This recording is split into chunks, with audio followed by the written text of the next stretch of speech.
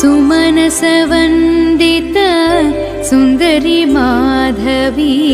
चन्द्रसहोदरी हेममये मुनिगणवन्दित मोक्षप्रदायिनी मञ्जुलभाषिणी वेदनुते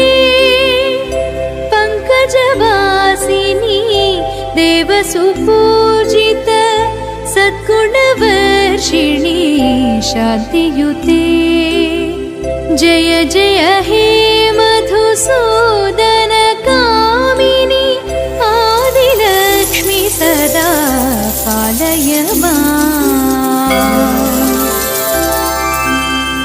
I कलिकल्मष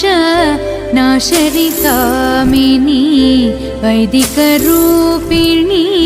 वेदमये क्षीरसमु